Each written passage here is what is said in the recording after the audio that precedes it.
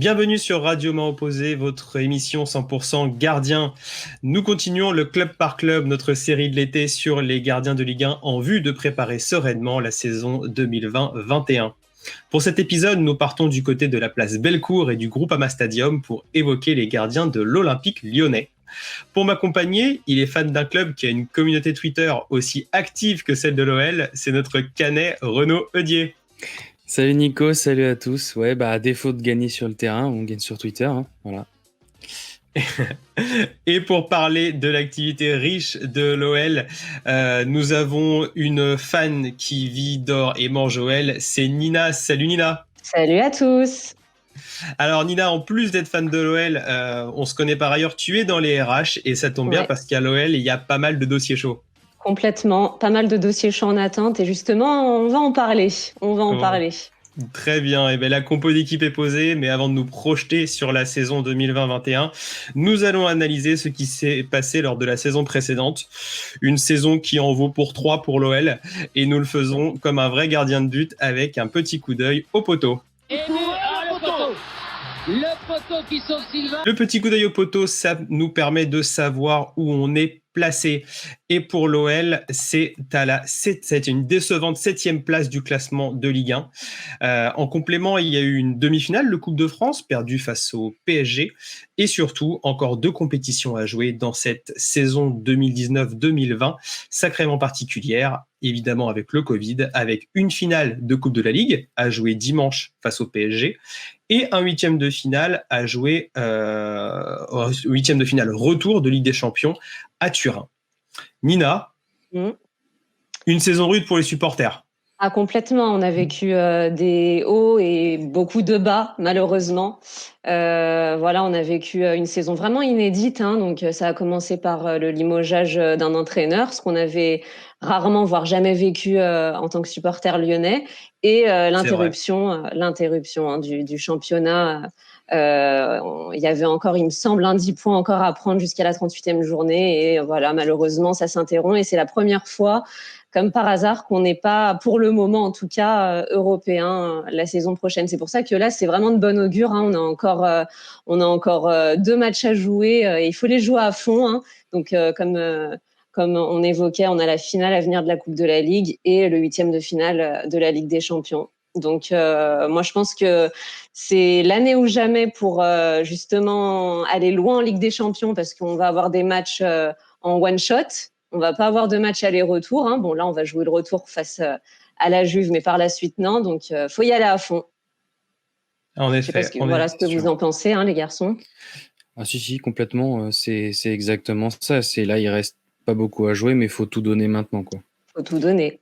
Il faut tout donner maintenant et justement par rapport à cette saison de l'OL, donc qui a eu des hauts et des bas, donc tu l'as évoqué avec le limogeage de Silvinho. Il y a même eu au tout début l'arrivée de Juninho, même dans les bureaux, ça a été le départ de Bernard Lacombe, Jean-Michel Aulas qui nous a animé tout le mois de mars, avril, mai, notre confinement, avec il s'est battu, corps et âme pour que le championnat reprenne. Voilà, qui s'est battu mais c'est pas seulement la saison de l'OL qui fut palpitante et aussi celle de ses gardiens avec notamment, on le rappelle, l'arrivée libre de Tatarusanu l'été dernier en provenance de Nantes avec le statut de numéro 1 bis, en tout cas dans sa tête et selon les dires des dirigeants lyonnais. Et la prolongation très tardive d'Anthony Lopes au club. Et si on regarde la saison de Ligue 1, on se rend compte qu'il n'y a finalement pas eu de match entre les deux gardiens. C'est vraiment Anthony Lopes qui a joué 26 matchs alors que Tatarusanu en a joué 2.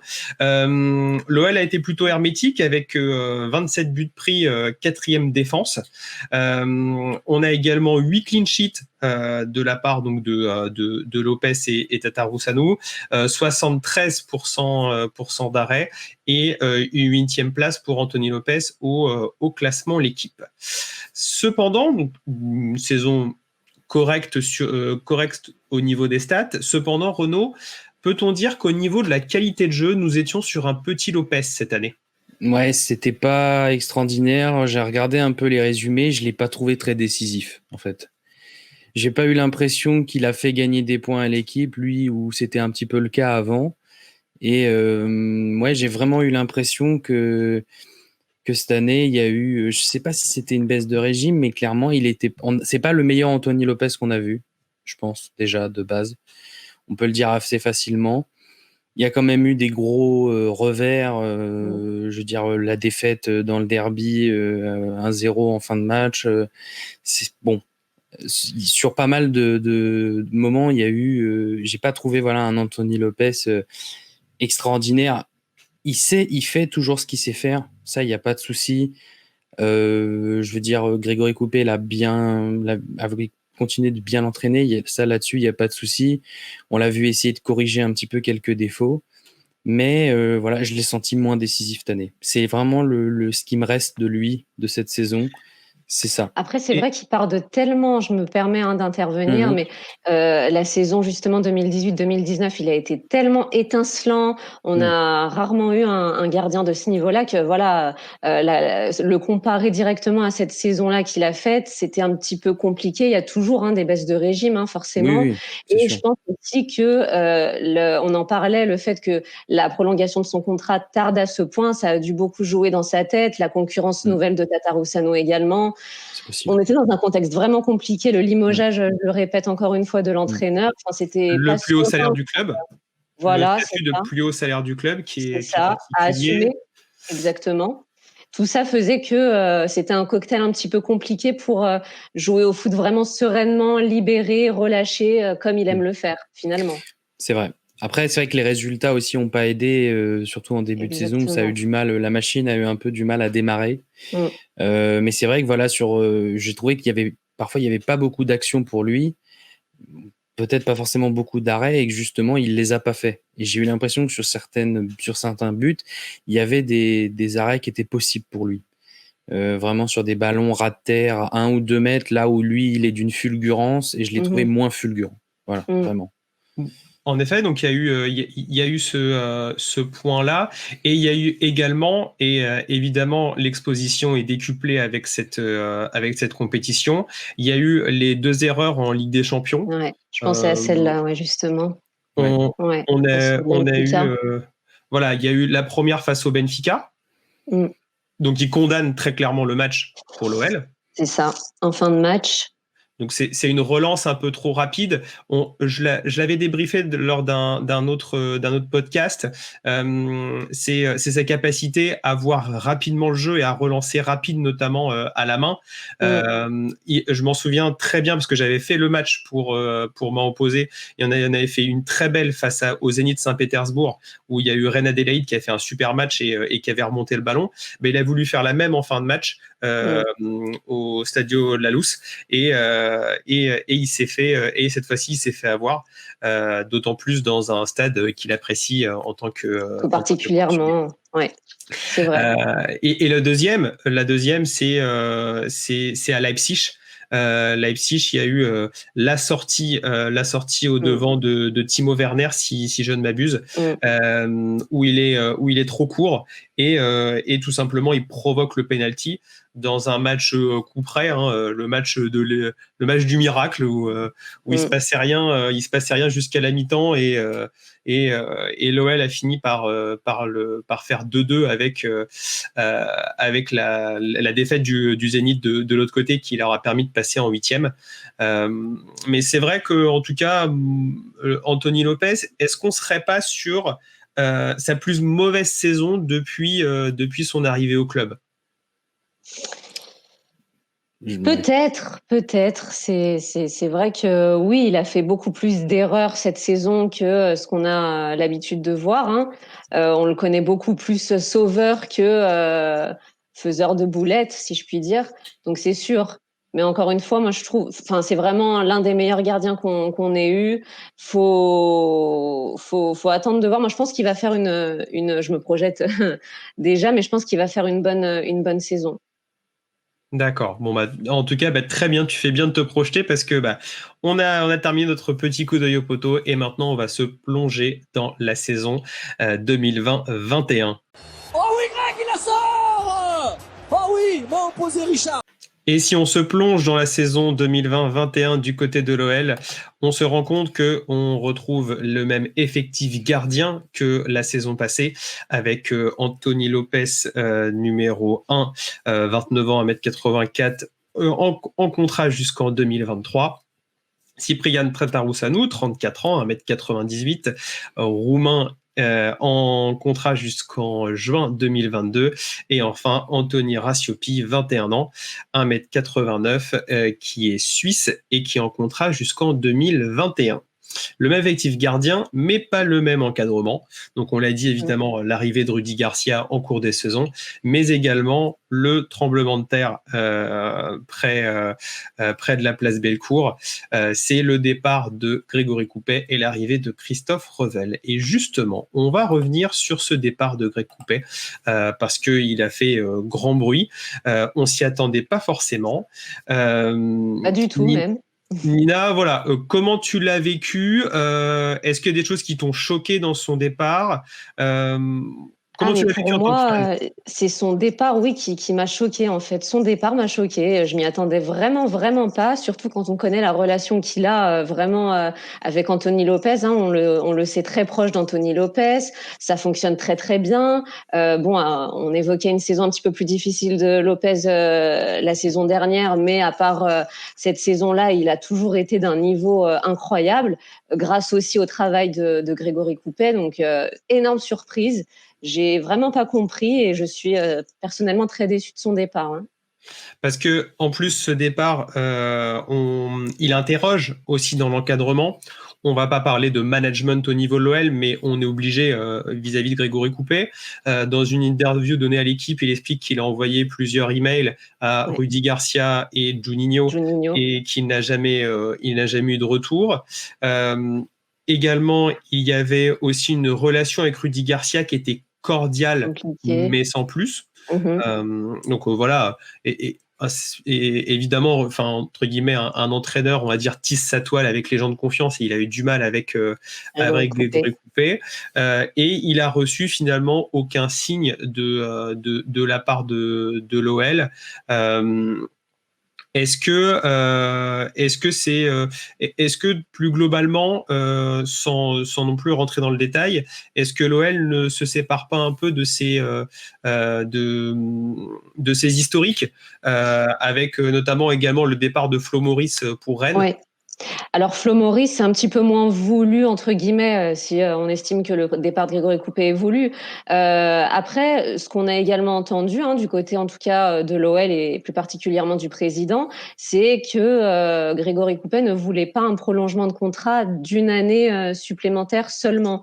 C'est ce qui a un petit peu posé problème apparemment. C'est ce que disait Jean-Michel Aulas, qui lui avait proposé, comme tous les autres membres du staff, de prolonger son contrat jusqu'en 2021 et a priori, ça ne plaisait pas à Grégory Coupet. Donc ça, c'est un petit peu les coulisses qu'on a su par la suite, après son départ. Donc oui, après, pour revenir à ta question, Nico, effectivement, là, on a vraiment deux départs majeurs.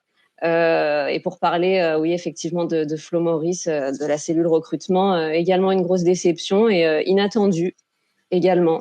Voilà, il a eu une opportunité sur Rennes, sur un autre poste, directeur sportif. Bon, il l'a saisi, mais je pense que personne ne s'y attendait, à mon avis, au sein du club. Je ne sais pas ce que vous en pensez, mais je pense que Jean-Michel Aulas, à mon avis, ne l'a pas vu venir celle-là. Alors moi, je pense peut-être qu'il le voulait à demi-mot. Et on va en parler juste après avec l'arrivée de Christophe Revel. Je pense qu'on peut même tout de suite en parler parce que en tout cas, si tu fais ça, ça veut dire que Greg Coupet, c'est pas ton idéal. Si tu considères que ton entraîneur des gardiens idéal, tu le sécurises. T'as beau mettre un contrat d'1 an de plus pour Rudy Garcia, mais tu lui expliques, écoute, t'as même été entraîné la SSE avant, donc à la limite, voilà, c'est un entraîneur qui voyage un peu partout, mais que Greg Coupet, voilà, c'est quand même l'entraîneur de l'OL sur le modèle Joël Batz. Je pense de mon côté. Et moi, en tout cas, c'est mon avis que Anthony Lopes, certes, a progressé au niveau mental. Donc, il le dit, notamment dans l'arrivée de Greg Coupet, l'approche mentale des matchs Moi, je l'ai vu avec Anthony Lopez. Déjà, il est moins dans les bagarres. C'est déjà un bon point. Ouais, il s'énerve beaucoup moins. Ouais, c'est vrai. Et Dezio, je le vois également moins dans lorsqu'il y a une passe en profondeur. On l'a vu à Leipzig, il y a eu un problème, mais je pense que Greg Coupet a plus ou moins poussé Anto Lopez à être moins foufou dans ses déplacements et à vouloir aller sur toutes les situations alors que ses défenseurs sont par exemple à la lutte. C'est vrai qu'il peut-être il réfléchit plus et un petit peu plus analysé avant d'agir sur certaines actions où c'est vrai qu'il a tendance à sauter sur le ballon et à faire parler sa vivacité qui est un atout, mais qui, on le sait, au bout d'un moment, quand il plongeait dans les pieds un peu rapidement, ça provoquait des pénaltys et surtout pour l'attaquant qu'il connaissait et qui avait la technique suffisante, le ballon piqué devenait le geste favori, quoi, et et ça devenait un peu facile en fait. L'attaquant qui maîtrisait avait un peu déjà compté, le déplacement, il anticipait un peu le déplacement, il savait qu'il allait piquer, il savait que Lopez allait être très bas et directement au sol dans ses pieds, ce qui lui laissait beaucoup de place. Et justement, Renaud, tu fais bien de le parler parce que c'était la suite de mon propos, c'est que Greg Coupet a un peu amélioré, l'a entraîné, lui a donné confiance, mais moi, il y a deux points sur lesquels il n'a pas progressé.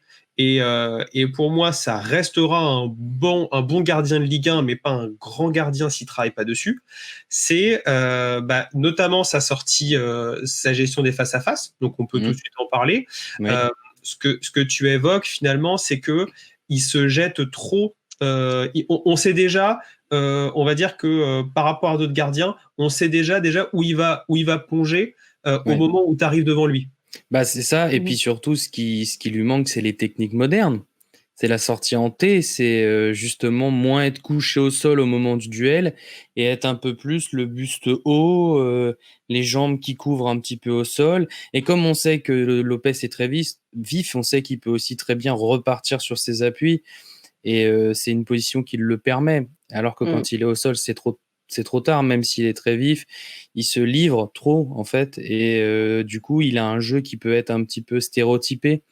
Et donc, comme je dis, les attaquants qui le connaissent, qui l'ont étudié, qui l'étudient à la vidéo, je pense que c'est le cas de tous les attaquants de Ligue 1, du moins je l'espère pour le monde professionnel, savent comment il va réagir. Et donc, effectivement, il faut faire attention à ça et il faut un petit peu entrer dans le monde moderne et les techniques modernes de gardien là-dessus. Et c'est surtout la gestion face à face.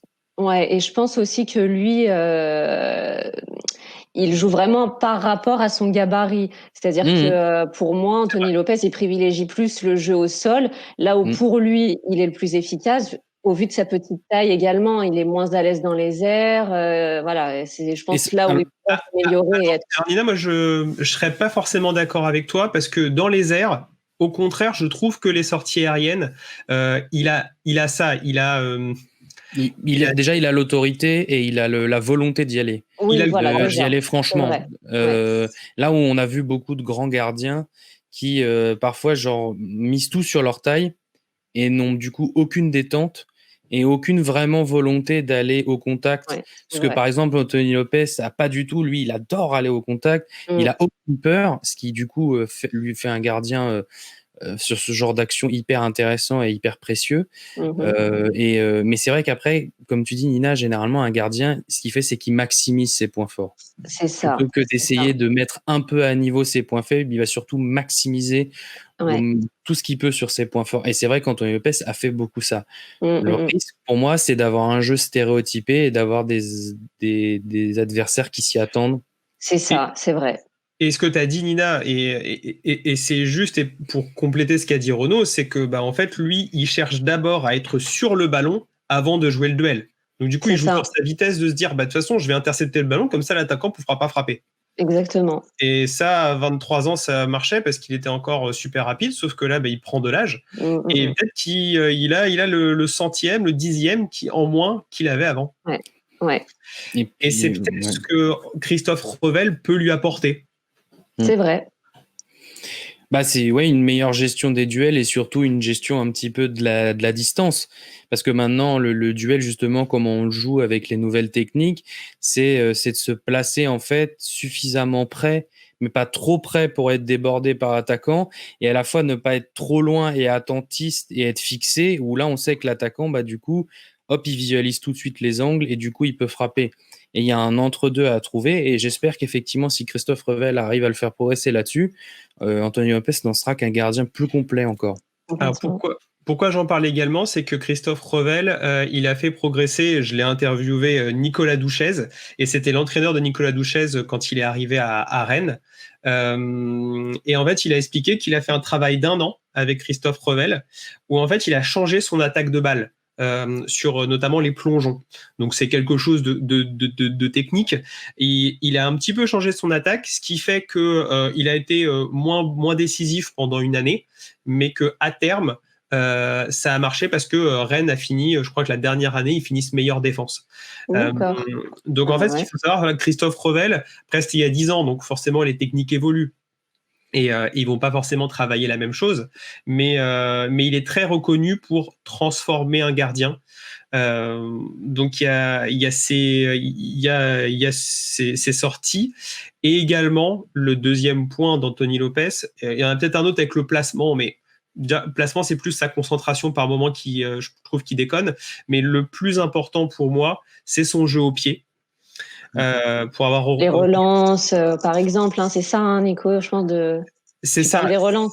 Si vous regardez, alors déjà faites-vous un arrêt sur image sur ce qu'a dit Renaud avec le fait qu'au moment où l'attaquant arrive devant Anto Lopes, il y a toujours un moment ou un autre, il est à gauche ou à droite, analysé par rapport à Neuer, imaginons, qui est vraiment le top dessus. Mais pour la relance, regardez comment il reçoit le ballon. Il est gaucher, je crois, il est gaucher. Et en fait, il reçoit toujours le ballon avec une vision, on va dire, aller peut-être à 90 degrés quand il reçoit le ballon. Il a toujours son corps très orienté. Ce qui fait que l'autre côté, s'il y a un attaquant qui arrive ou s'il veut orienter le jeu, il est mort. Il est mort. Tout simplement, si on reçoit le ballon de la gauche et qu'on regarde vers la gauche, pour s'orienter à droite, on a une inertie énorme.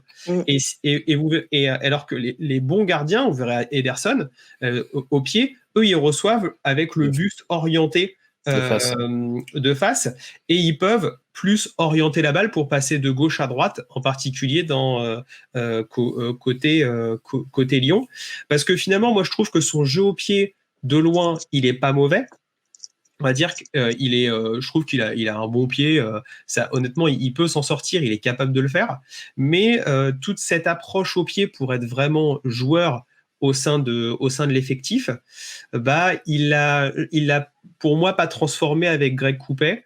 Et ça peut être l'occasion de le faire avec Christophe Revel. C'est sûr. Voilà. C'est un peu ça, parce que Anto Lopes, du coup, dans évolution, il y a l'évolution de son jeu, mais il y a aussi est-ce qu'on mise sur Anto Lopes pour la suite? S'il fait une deuxième saison moyenne, est-ce que avec son salaire, même si c'est un enfant du club et que évidemment l'histoire serait très belle s'il fait toute sa carrière à l'OL, mais si à l'approche des 30 ans, on sent qu'on a un gardien qui vieillit un peu, qui est moins bon, ça pourrait être une question qu'on se pose en 2022, par exemple. Je pense pas que ça arrivera, sincèrement. Après, je comprends tes interrogations et les axes d'amélioration, mais je pense qu'il a encore de belles années devant lui à être efficace, sincèrement. Enfin, je l'espère déjà, mais je le pense sincèrement. C'est au cas où il y a une saison moyenne et que ça évolue pas. Voilà, c'est vrai que oui, si vraiment la saison est catastrophique, forcément, mais je pense quand même qu'il a un sacré totem d'immunité. Que comme tu disais, Nico, c'est l'enfant du club. Il a, au-delà de ses performances sportives qui sont déjà remarquables, il a aussi tout ce contexte favorable lié au club, en fait. Voilà, il est vraiment attaché au club, et je pense que déjà ça, c'est une protection qu'il va avoir, même si il fait une saison en dents de scie comme il a pu la faire dernièrement. Je sais pas ce que vous en pensez, mais il a quand même un sacré totem d'immunité à l'OL. Tataru Sanu pourra t'en parler. Je pense que lui, il est d'accord. Pourra t'en parler. Et justement, on peut parler de Tataru Sanu parce que ce serait évidemment la deuxième saison du gardien roumain à l'OL, donc qui était arrivé la saison passée. Question assez simple mais qui interroge les supporters. Est-il heureux à l'OL, Nina ? Il a l'air heureux. Après, si c'est un joueur qui veut jouer comme on lui a promis, entre guillemets, à son arrivée, il n'est pas heureux. Mais si c'est un joueur voilà, qui se dit qu'il est dans un grand club, qu'il a un salaire plus qu'intéressant, alors oui, il est heureux. En tout cas, sur les images, il a l'air heureux. Hein. Mais je pense que si vraiment il a envie de jouer, c'est peut-être que derrière, ça cache aussi quelqu'un qui peut-être regrette d'être venu à l'OL. Parce que c'est vrai que pour l'avoir vu justement gardien de la Coupe de la Ligue, il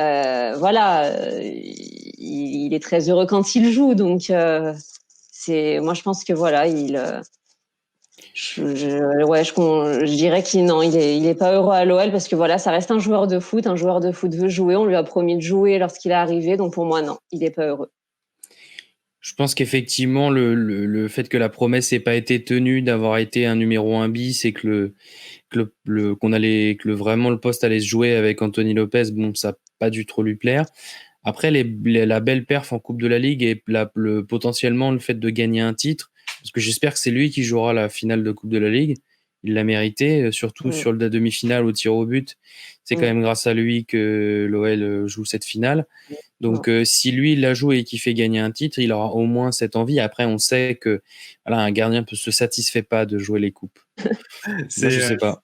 Non, mais c'est une question à se poser parce que on sait très bien qu'il y a eu qu'il a joué un rôle dans la prolongation de Lopez de mettre un gardien un peu on va dire un gardien qui est capable de le concurrencer.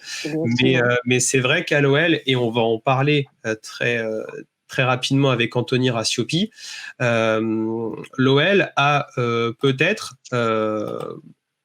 et j'essaie d'avoir un regard neutre là-dessus parce que je suis aussi un peu supporter de l'OL, a peut-être l'effectif gardien le plus complet de Ligue 1 avec 2 numéros 1 qu'on se le dise, Tataru Sanu à la Fio et Nantes, c'était très bon, et un jeune qui s'appelle Anthony Rasiopi, qui est considéré comme la relève en Suisse, qui est vraiment adoubé également par Greg Coupet au moment de son départ. Et c'était d'ailleurs l'un des points de Greg Coupet qui disait qu'en fait, Tataru Sanu, on lui a mis dans les pattes.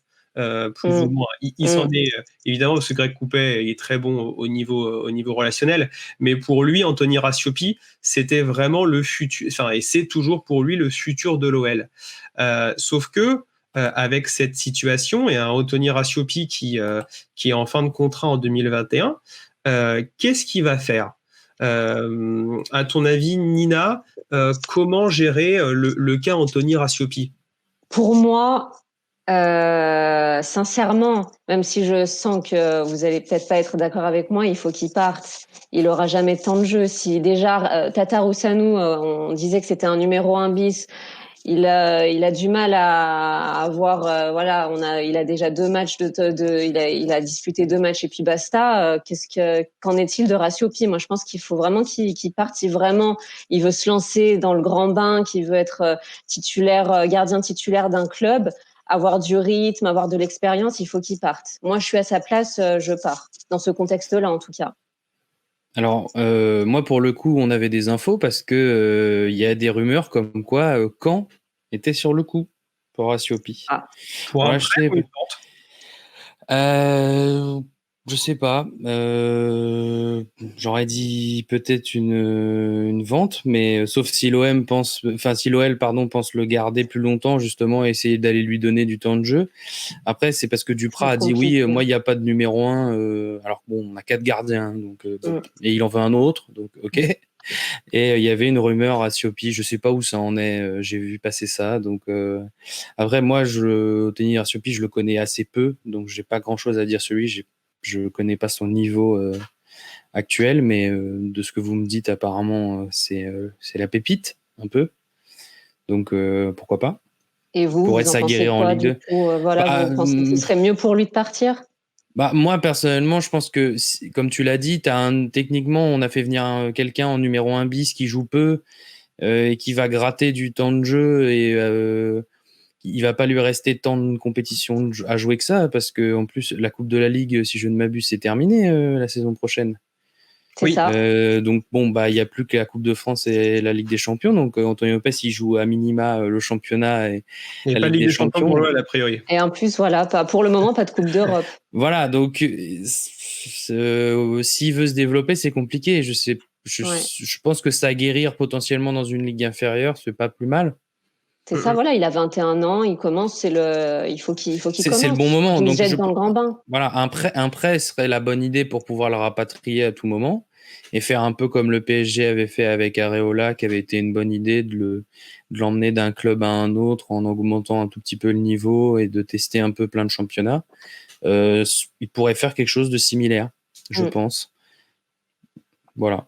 Donc pourquoi pas, hein. C'est une question à se poser. Donc évidemment le mercato est fermé jusqu'au 9 août. On verra, mais ça sera l'un des sujets contractuels de faire le choix d'une part entre Tatarusanu et Rasiopi pour la suite et de voir comment ils analysent le potentiel du jeune Suisse. Très bien. Alors avant de passer à la main ferme, on va se poser la question: quelle défense pour l'OL cette saison? On a vu une défense à 3 derrière avec 2 pistons. On a vu également une défense à 4. Ce que je comprends, c'est que pour le moment, il n'y a pas vraiment de transfert, mis à part le jeune Solé. On va sûrement avoir peut-être un meilleur Andersen l'année prochaine, Nina? J'espère, j'espère, parce que c'est vrai qu'il nous a pas vraiment convaincus cette saison. J'espère. Lui, je pense que la clé vraiment pour qu'il réussisse, parce qu'il a les qualités, c'est de prendre confiance en lui. C'est clairement ça qui lui manque, je pense. Il n'a pas confiance en lui. C'est peut-être une façon différente de défendre par rapport à la Sampdoria. Donc c'est la clé, c'est vraiment la confiance. Et c'est pour ça que je pense que c'est vraiment ça, parce que quand on le voit sur une défense à 3, il est beaucoup plus performant. C'est que du coup, il est rassuré. C'est vraiment dans la tête. Tout se joue dans la tête. Et je pense que dès lors qu'il prendra confiance en lui, on aura un meilleur Andersen. Qu'est-ce que vous en pensez? Tu penses que la défense à 3 sera un système qui va perdurer à l'OL? Je sais pas. Après, je pense que c'est un système qui déjà sied bien à Marsal. Si on envisage de faire jouer Marsal un petit peu plus, je le trouve beaucoup mieux dans un système à 3 défenseurs que latéral gauche. Donc je sais pas si ça va perdurer, mais en tout cas, bon, là dernièrement, le match qu'on a fait contre le Celtic à 5 derrière a fait ses preuves. On a fait plutôt un bon match. Donc je pense que c'est le système qui va être privilégié pour le prochain match et pour les prochains matchs. Donc oui, éventuellement, on partirait sur ce système-là, parce qu'on a également des latéraux et qui seraient pistons dans ce système-là, qui aiment bien jouer offensivement. Je pense notamment à Dubois. Donc oui, pourquoi pas jouer sur ce système-là, plus particulièrement le reste de la saison. Et en complément, c'est également la défense qui a vaincu la Juventus au Exactement. Exactement. Je trouve que par rapport aux forces en présence, c'est le système qui convient le mieux. C'est le système qui s'adapte le mieux aux forces en présence. Très bien, avec cette défense à 3. Et on va conclure notre émission riche sur l'OL. Il y avait beaucoup de choses à dire. Et on va terminer avec la main ferme. Donc le principe est simple, Nina. On va te donner 30 secondes pour que tu nous résumes de manière synthétique comment tu vois la saison de l'OL et comment tu vois la saison des gardiens. Alors, comment je vois la saison de l'OL? Déjà, je trouve qu'il faut se renforcer en défense et dès lors qu'on se renforcera en défense, parce que pour moi, c'est clairement le point faible de notre équipe, on pourra envisager une saison beaucoup plus sereine. Donc, si on recrute bien à ce niveau-là, je pense qu'on peut envisager une belle saison. D'autant plus si on n'a pas de Coupe d'Europe, on aura des matchs en moins, donc on mettra beaucoup plus d'intensité sur les matchs de championnat, donc pourquoi pas. Et concernant les gardiens, on va rester avec Anthony Lopez, gardien numéro 1. Et je pense qu'avec Christophe Revel, il peut retrouver... il peut retrouver des sensations sur ses points faibles. Hein. On parlait justement de son jeu debout. Donc je pense que Christophe Revel peut améliorer Anthony Lopez sur ces points de vue-là. Et donc Anthony Lopez numéro 1 et qui, j'espère, fera une grande saison. Et de ton côté, Renaud? Alors effectivement, je rejoins Nina, c'est-à-dire si défensivement l'OL fait mieux, oui, on peut revoir l'OL plus haut, top 5 voire top 3, hein, là où il doit être, on va dire. Oui. Après, on a vu qu'il y avait des joueurs offensivement qui faisaient le boulot, tout ça. Là, on a vu il y a le retour de Memphis Depay. Je pense qu'il va faire du bien aussi. Lui, il aura bien profité de la trêve finalement du Covid pour revenir. Donc, c'est pas plus mal. Et après, pour les gardiens, évidemment, moi, j'espère revoir un Anthony Lopez plus fort, mieux que cette année. Et effectivement, peut-être avec un nouveau coach des gardiens, un peu de fraîcheur, et d'être un petit peu plus poussé dans ses retranchements. Effectivement, plus Grégory Coupet, avec qui il a une relation très forte, mais quelqu'un qui va lui dire il faut faire plus. Il faut faire plus et qu'il n'y aura pas de sentiment en jeu. Et puis il dira il faut progresser, on ne s'arrête pas, on peut toujours être meilleur. Moi, j'y crois à fond à ça. Donc, donc une belle saison de Tony Lopez. Ou une saison de transition avec un nouveau coach, au choix. Super, merci Renaud, merci Nina pour cette émission. Merci à toi. C'était l'épisode du Club par Club de Ligue 1 de Radio Main Opposée consacré aux Lyonnais. N'hésitez pas à réagir si vous avez un autre point de vue que Nina et Renaud et que moi-même sur la saison à venir de l'OL, et à aimer l'épisode s'il vous a plu. Pensez également à écouter les épisodes précédents et suivre la sortie des suivants dans les prochains jours en vous abonnant à la chaîne. Merci de nous avoir suivis et en attendant, nous vous souhaitons d'aller chercher Main Opposée. Ciao. Salut à tous.